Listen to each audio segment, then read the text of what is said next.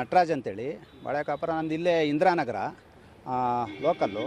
ಇಲ್ಲಿ ಸಮಸ್ಯೆ ಏನಿದೆ ಅಂತಂದರೆ ಇದು ಸುಮಾರು ಸ್ವತಂತ್ರ ಪೂರ್ವದ ಶಾಲೆ ಇದು GGHPS ಅಂತೇಳಿ.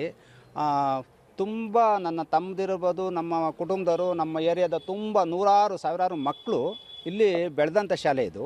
ಈಗ ನೋಡಿದ್ರೆ ಇದು ತುಂಬ ಶಿಥಿಲವಾಗಿ ಬೀಳೋ ಪರಿಸ್ಥಿತಿಲಿದೆ.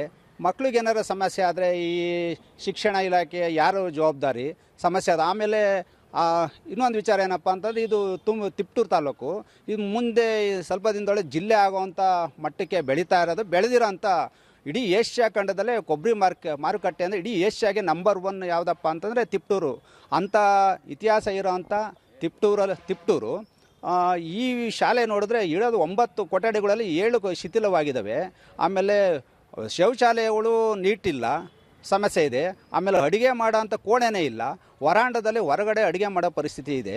ಇದು ಸಾವಿರಾರು ಮಕ್ಕಳು, ಲಕ್ಷಾಂತರ ಮಕ್ಕಳು ಓದಿ ಹೋಗಿರೋ ಅಂಥ ಒಳ್ಳೆ ವಿದ್ಯಾಭ್ಯಾಸ ಕಲ್ತಿರೋ ಅಂಥ ಶಾಲೆನ ಈ ರೀತಿ ಮಾಡಿದ್ರೆ ನಾಳೆ ದಿನ ಸಮಸ್ಯೆ ಆದರೆ ಮಕ್ಕಳಿಗೆ ಯಾರು ಜವಾಬ್ದಾರಿ?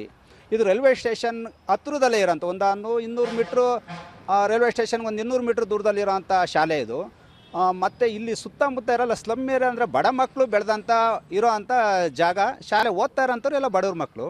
ಆದರೆ ಇದನ್ನು ಈ ಕನ್ನಡ ಶಾಲೆನ ಇವರು ಈ ರೀತಿ ಉಳಿಸ್ಕೊಂಡ್ರೆ ಮುಂದಿನ ದಿನಗಳಲ್ಲಿ ಸಮಸ್ಯೆ ಆದರೆ ಯಾರು ಜವಾಬ್ದಾರಿ? ಇದನ್ನೆಲ್ಲ ರೆಡಿ ಮಾಡಬೇಕಂಥದ್ದು ಇಲ್ಲಿಯ ಅಧಿಕಾರಿಗಳು, MLA ಇರ್ಬೋದು, ಇಲ್ಲ ಶಿಕ್ಷಣ ಇಲಾಖೆ ಇರ್ಬೋದು, ಅದು ಅವ್ರ ಜವಾಬ್ದಾರಿ ಆಗಿರೋದ್ರಿಂದ ಇದು ತಕ್ಷಣ ಇದನ್ನು ಸರಿ ಮಾಡಿ ಇದು ಒಂದು ಒಳ್ಳೆಯ ಕಾಯಕಲ್ಪ ಕೊಡೋ ದೃಷ್ಟಿಯಿಂದ ಒಳ್ಳೆ ರೀತಿ ರೆಡಿ ಮಾಡಿಸಿದ್ರೆ ತುಂಬ ಅನುಕೂಲ ಆಗುತ್ತೆ. ಇಲ್ಲ ಸಾರ್ವಜನಿಕರಿಗೆ ಏನೋ ತೊಂದರೆ ಆದರೆ, ಅಲ್ಲ ಮಕ್ಕಳಿಗೇನೋ ತೊಂದರೆ ಆದರೆ ಸಾರ್ವಜನಿಕರು ಯಾವುದೇ ಕಾರಣಕ್ಕೂ ಸುಮ್ಮನೆ ಬಿಡಲ್ಲ. ಆಮೇಲೆ ಏನಾರ ಸಮಸ್ಯೆಗಳು ಉದ್ಭವ ಆಗ್ತವೆ. ಹಾಗಾಗಿ ತಕ್ಷಣ ಇದ್ರ ಬಗ್ಗೆ ಗಮನ ಹರಿಸಿ ಇದನ್ನೆಲ್ಲ ಸರಿ ಮಾಡಿಕೊಡೋ ಜವಾಬ್ದಾರಿ ಇಲ್ಲಿಯ ತಾಲೂಕು ಆಡಳಿತದ ಜವಾಬ್ದಾರಿ ಇರೋದ್ರಿಂದ ತಕ್ಷಣ ರೆಡಿ ಮಾಡಿ ಅಂತೇಳಿ ನಮ್ಮ ಒಂದು ಒತ್ತಾಯ ಇದೆ. ನಟರಾಜ್. ಸರ್, ಈಗ ನಾನು ನೋಡಿದ ಮಟ್ಟಿಗೆ ಶಾಲೆಯ ಮೇಲ್ಛಾವಣಿ ಭಾಳಷ್ಟು ಡ್ಯಾಮೇಜ್ ಆಗಿದೆ.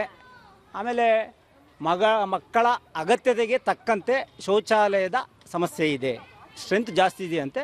ಇನ್ನೊಂದು ಹೆಚ್ಚುವರಿಯಾದ ಶೌಚಾಲಯ ಬೇಕು ಅಂತ ಹೇಳ್ತಾ ಇದ್ದಾರೆ. ಅಡುಗೆಯನ್ನು ಹೊರಗಡೆ ಮಾಡ್ತಾ ಇದ್ದಾರಂತೆ. ಹೌದು, ಅದೇ ಇರಬೇಕು, ಮತ್ತು ಬೇರೆ ಏನು ಕಾರಣ ಇರೋಲ್ಲ.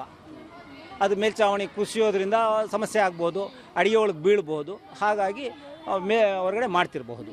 ಸಿಟಿ ಸೆಂಟ್ರಲ್ ಇರುವಂಥ ಹೌದು, ಶಿಕ್ಷಣ ಇಲಾಖೆಯವರು ಅಥವಾ ಸಂಬಂಧಪಟ್ಟವರು, ರಾಜಕಾರಣಿಗಳೆಲ್ಲ ಗಮನ ಹರಿಸಬೇಕಿತ್ತು ಅನ್ಸುತ್ತೆ. ಖಂಡಿತ ನಾನು ಈ ನಿಮ್ಮ ಮಾಧ್ಯಮದ ಮೂಲಕ ನಾನು ಮನವಿ ಮಾಡ್ಕೊಳ್ತೇನೆ. ನಾನು ಇದೇ ಶಾಲೆಯಲ್ಲಿ ಓದಿದ್ದು.